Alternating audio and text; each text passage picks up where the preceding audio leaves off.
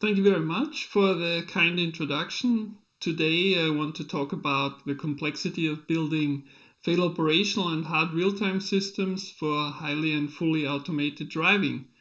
And that's exactly what the automotive world is trying to reach. So we are trying to conquer these special use cases. And that means, of course, we have to design a sound safety approach to get these high challenges under control. And we also have to design in something new for the automotive world. It's the fail operational capabilities that we need to implement so we can really reach these highly or fully automated driving scenarios. Yes, and of course, the complexity that is involved in all this is quite large, and actually, I think it's underestimated in the current situation. So, we have these diverse sensor inputs that we have to process, all of them creating a large amount of information that has to travel across all kinds of processing layers to really detect the surrounding of the car in a correct way. And of course, we also want to include all kinds of additional information like a high definition map that we can only access through some kind of cloud connection. And when then all this information is processed, of course, we have to have a well-designed software structure for doing all the path planning, controlling, actuation. And this not only has to cover the, let's call it standard scenarios, but also cases where faults are involved and where things get tough. Yeah, and of course, the whole functionality that we're trying to implement has to be performed in a reliable and robust manner, and it's real time everywhere. All these things have to happen in real time and have to happen within very strict time constraints. And it has to be fail operational as well, which means we have to be capable to continue operation after a fault, just like airplanes have to. So if we look through the levels of automation as they are classified by SAE, I think we can say that up to level 2, we have a conventional fail-silent electronic design because the driver is the fallback that always is monitoring the system, can overrule the system, and in case of a fault, can also take over the functionality all by himself. So he is the fallback. When we move towards level 3, 4, or 5, the story gets a bit more difficult because we're allowing the driver to be distracted, to be out of the loop, I would say.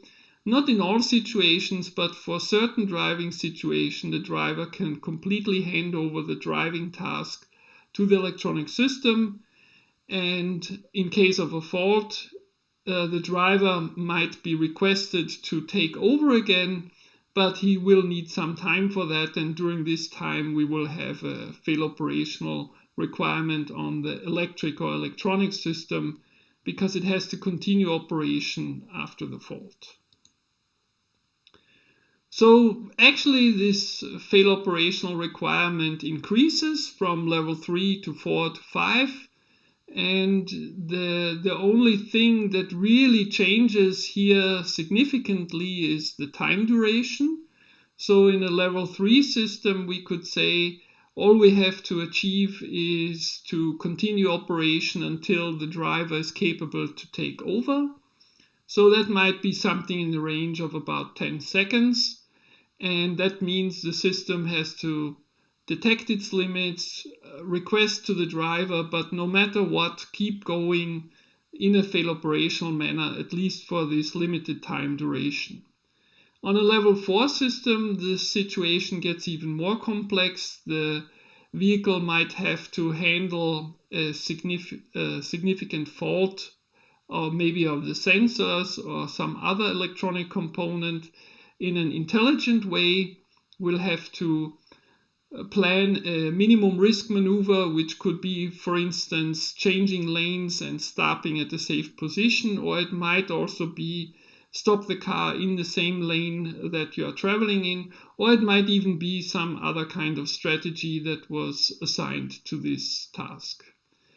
Yes, and when we reach a level 5 system, it's quite clear that the electronic system has to be capable to continue driving to the planned travel endpoint, so the duration of this fail operational behavior can be quite long. So we have all kinds of challenges directly in front of us when we are moving towards fail operational system designs. And one of the first big topics is availability. So availability is now not just something we think is desirable, but it is a safety property and must be achieved. And that means that several scenarios where an ASIL-D level was achieved by some strict monitoring function has to be reconsidered to be a fail operational ASIL-D requirement now, where we have to fulfill this function and we cannot decompose it into some, let's say, QM function and an ASIL-D monitor. Yeah, and actually this complexity in the algorithms for the automated driving will probably move into the range of AI. So we will have artificial intelligence and deep neural networks involved, and actually we have to find a way to somehow make them safe as well. Yeah, and in the vehicle architectures, we have to really be careful looking out for common cause faults. Here, for instance, it's quite clear that power loss is one of the critical ones, but also many other single point faults could be a common cause fault if the architecture is not designed for it to be able to continue operation even after the fault. So we will have redundant elements in the electronic architecture, and it's not just enough to take two of the same kind and put them in twice. It also means we have to make sure that these redundant elements are sufficiently independent, and this sufficient independence is exactly what is required in the ISO standard when you do a decomposition, and in fact that is exactly what we do if we want to handle faults by adding redundant elements. And redundant does not mean we could just skip them. Redundant means those are the ones we have to rely on in case of a fault, and they have to be independent. So we don't know exactly what the fail operational architecture will look like in future. Maybe it will come down to some, let's call it, two large compute units that can handle all computation tasks, and maybe one can also be the redundant element to cover faults of the other. So actually the whole process of moving from fail-silent systems to fail operational systems is a gradual evolvement. And in fact, it's quite clear, like special vehicles or industrial plants, they are typically designed in a fail-silent manner. Also, most of the automotive electronics today, but it's moving more and more in the fail operational direction, which is well known, of course, from aerospace, where nobody is doubting that in case of a single fault in the electronics, the airplane has to be capable to continue flying in the air and maybe even crossing the entire Atlantic Ocean that way. So this is something where in multiple industries the advancement is at a different stage, but in general we can already see that these topics are moving along more in the direction of aerospace designs, and that's exactly where some advancements and some cross-fertilization from one industry to the another is helpful So this is exactly where TTTech has been involved for more than 20 years, and actually we are active in all of these 4 business units. So if we look at automotive functions that are moving from fail-silent designs to fail-operational needs, it's quite clear that we start with level 3, level 4, level 5 automation, where we enter this fail-operational world, and the functions that are related to these things are just only a few of them named here. But actually it's quite clear when you hand over the vehicle to some automated parking, or you allow the electronic system to take over all the highway pilot driving action, then of course, or even an autonomous driving, then of course you are in the range which is comparable to the dependability we have in aerospace systems today. So when we look at the fault tolerance of a fail-silent system, we kind of have 4 different categories of faults that we can distinguish between. So the last category at the bottom line is the really dangerous one, where a fault leads to malfunctioning behavior. And of course, that is exactly what we have to avoid.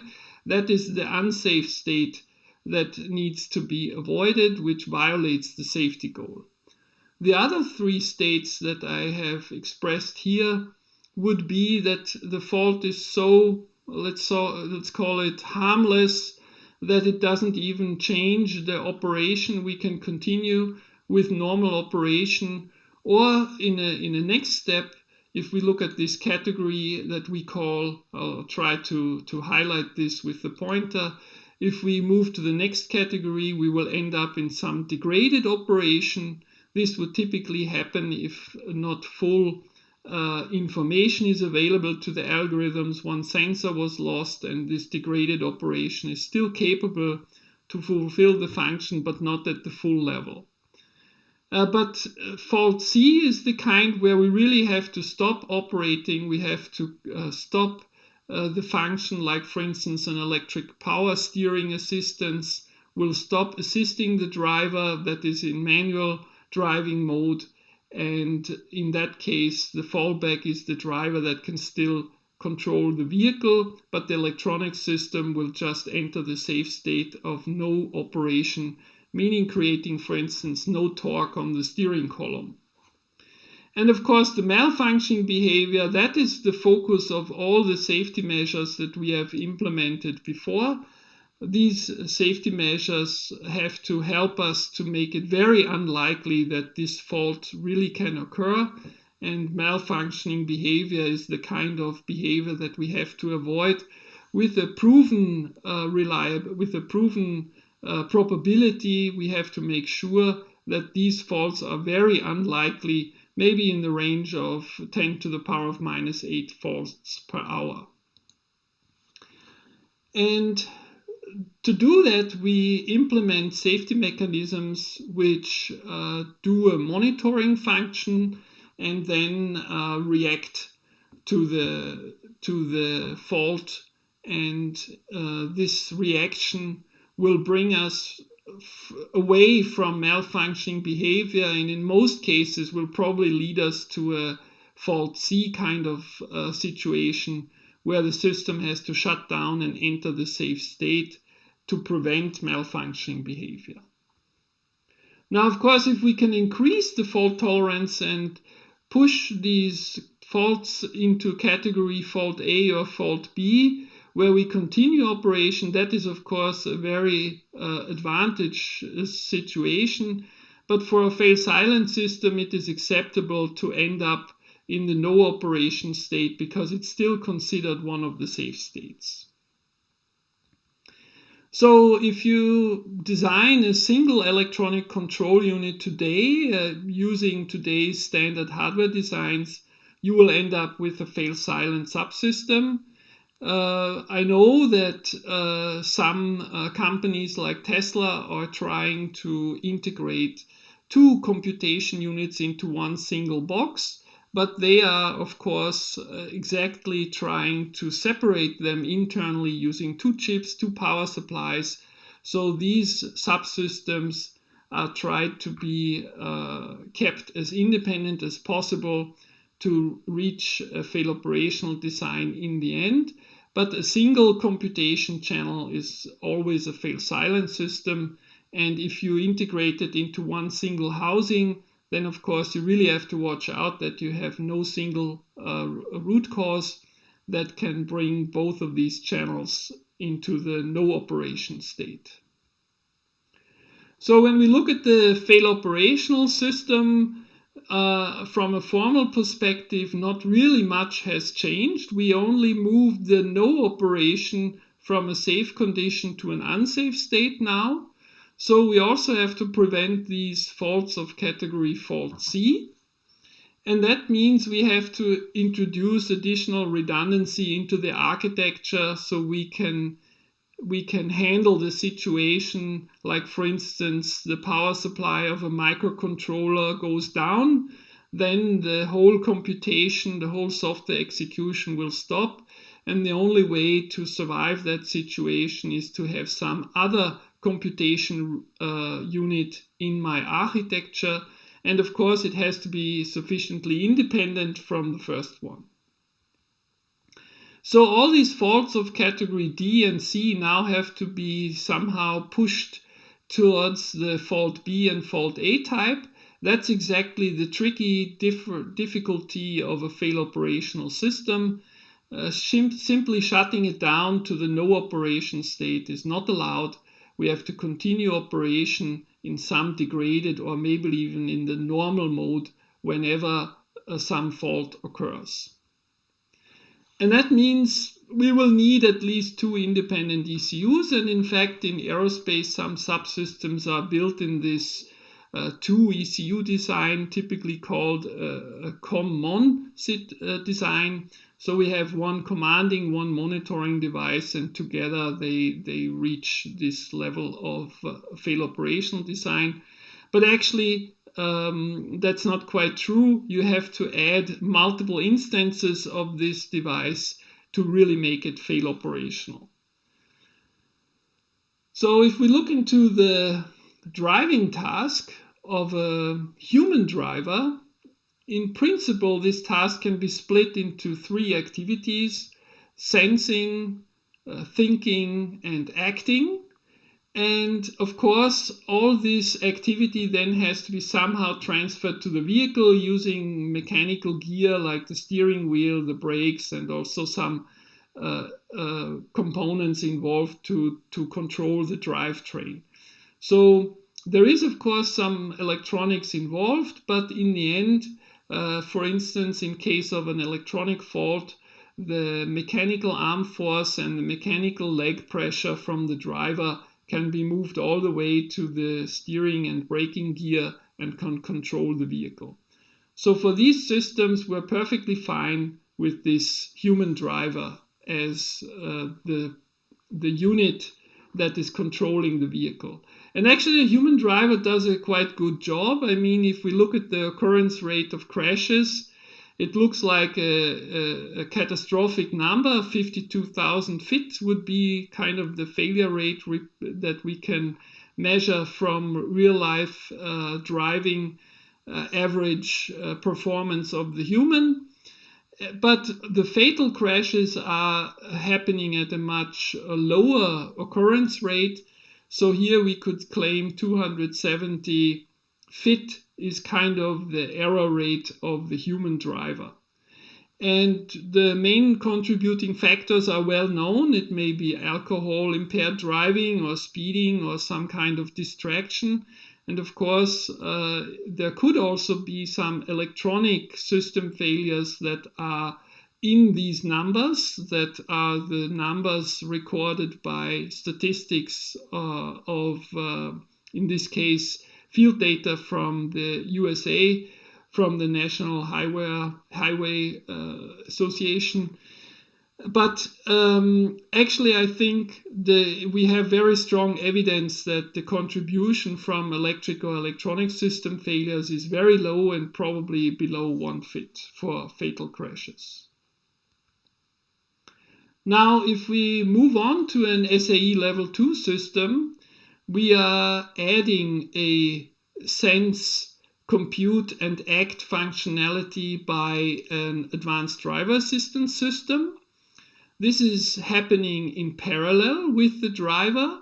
So from a safety perspective, this is a beautiful design of two very diverse computation channels. One is the human, the other one is the electronics. Both of them are capable to detect the surrounding, process it, and take actions.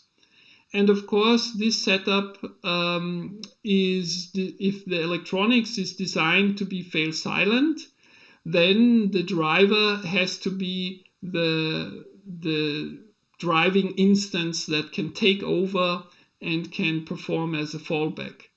In fact, the driver is in the responsibility all the time and also has to monitor what's going on in the electronic system. So for a fail silent electronic design with a single computation channel on the electronic level is perfectly fine for automated driving, because the driver is the fallback that we will rely on in case of an electronic fault. And that is exactly what would happen if we have a fault that forces the electronic system to enter the safe state of no operation. Now, if we take the driver out of the loop, and that's exactly what happens with level 3 and higher, we have two computation channels, or we will need at least two computation channels.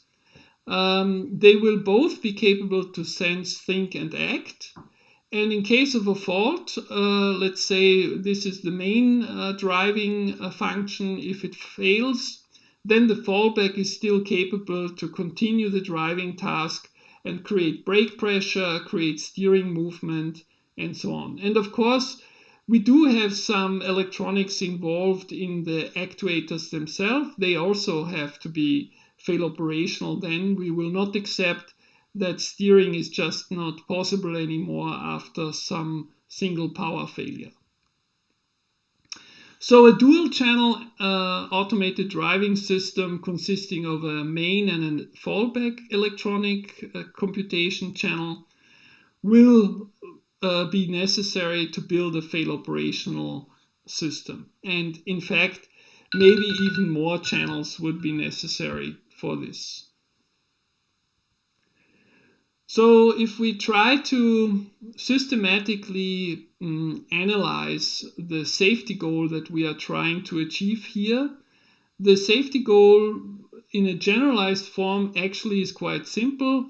Always perform the function correctly within the given fault tolerance time interval, and we will end up with an ASIL-D requirement on this because the driving situations at high speed will lead to an ASIL-D hazard analysis and risk assessment.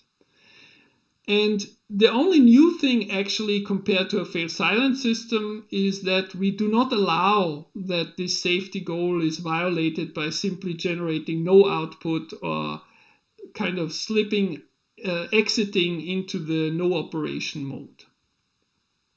So we have three success factors to achieve this goal. Correctness is exactly what we always have to do when performing a functional safety task, also in the fail silent domain, but we also have to achieve availability, and of course timeliness also has to be fulfilled. So we have some simple answers how we can achieve this. Of course, we have the simple answer to get correctness would be develop everything to the highest ASIL level, at least everything that can contribute to some kind of malfunction. But also for availability, we will end up with the trouble that we have to demonstrate this availability with an ASIL-D safety goal in mind. And the simple answer to how to achieve this would be to design a heterogeneous redundancy into the system and to make sure that the different computation channels have sufficient independence. And to get the timeliness under control, we have to end up with a very strict pre-planned deterministic time-aware architecture that can ensure that the real-time properties are fulfilled under all conditions during all operation situations, even in the ones where we have some kind of limitations in the system and some kind of degradation.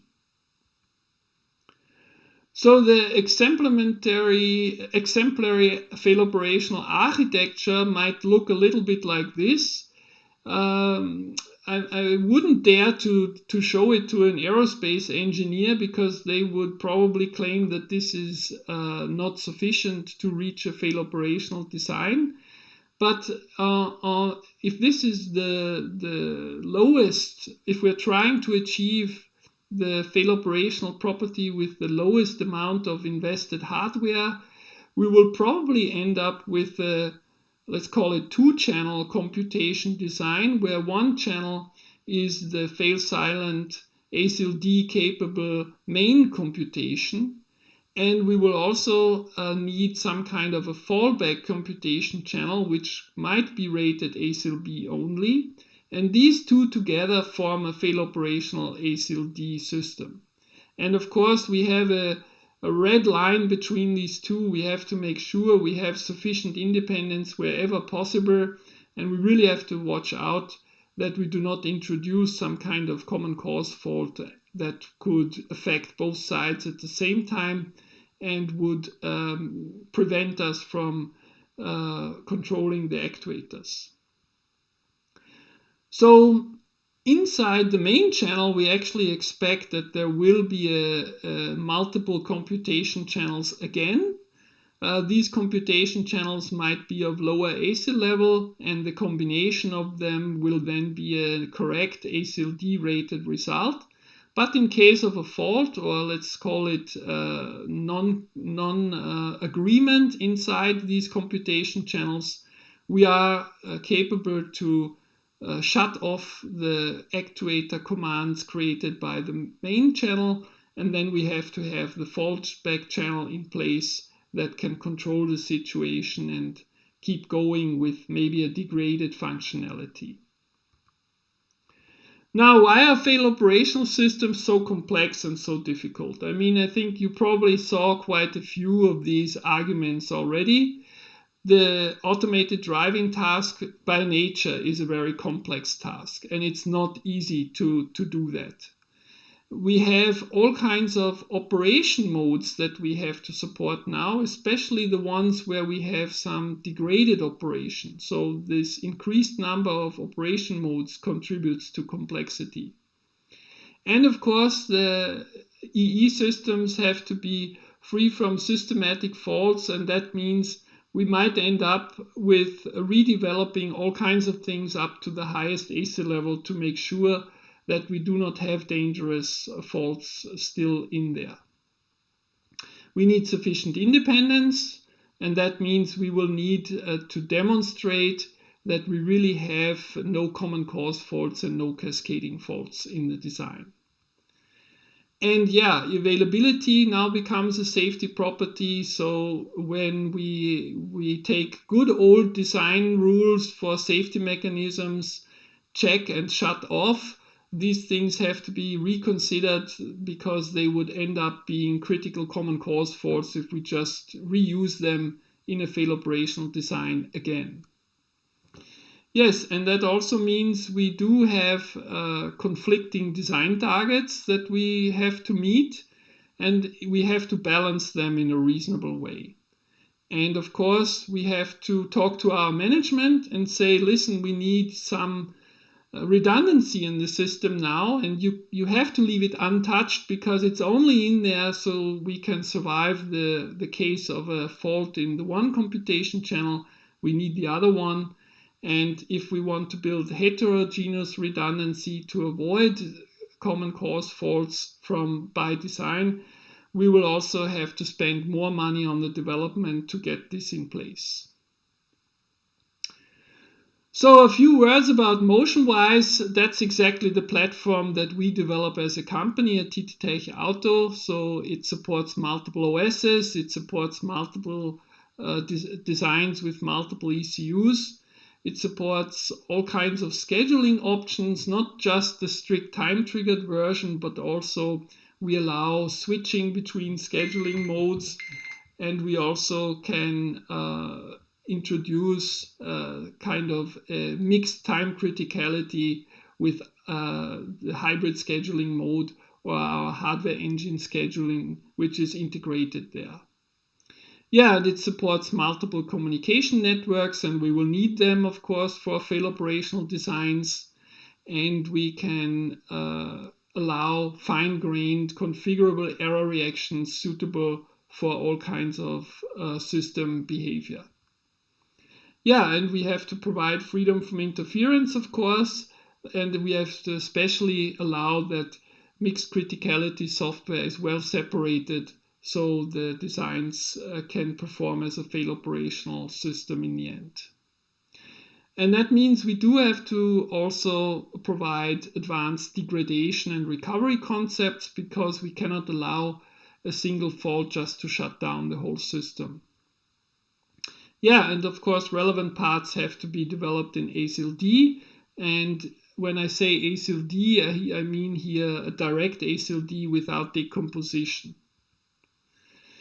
So this is about how it looks like. We have the real-time orchestration in there, we have safety by design topics built in there, and we have, of course, an open integration platform to allow multiple applications to be integrated on top of this platform. And of course, it has to support some kind of deterministic network. So I'm actually at the end of my presentation, and I do want to share some general recommendations for fail operational designs. I did not quite manage to squeeze them into one slide. I'll rush through them real quickly now. First of all, my recommendation is you have to perform a dependent failure analysis to really look with an interdisciplinary team for all these faults that could lead to a dangerous common cause fault or cascading fault. And you cannot rely on existing design patterns too much, because they were probably inherited from a fail-silent system. You need to put redundancy into your architecture, that's obvious. You also need to put diversity in there to get sufficient independence, and wherever you cannot do that, you have to take special care.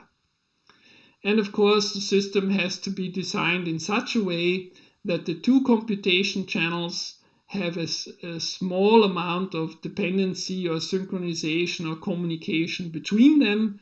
I wouldn't say it's forbidden to have any communication between them, but it has to be very well checked and limited so it doesn't trigger cascading faults. Yes, and that means, of course, you have to have your redundancy management not only in your platform, but also in your application. And you have to make sure you get your latent faults tested when you have redundancy in place. You want to rely on it, and that needs evidence. And of course, your application software has to be designed to handle all these degraded modes. That will, of course, mean you have to make it robust by design and also demonstrate it with all kinds of verification that includes all these degraded scenarios. And you will also have to apply strict criteria in selecting your platform and your application software components. So I would say it has to be well trusted to be integrated into the fail operational system. Otherwise, you have to separate it into some other ECU, which is a separated containment. Yeah, and in general, follow the KISS approach, keep it simple and straightforward wherever possible. Okay, thank you very much. I'm a little bit over time, but I'm really happy and looking forward to your questions. And so let's open up the Q&A session now. Thank you.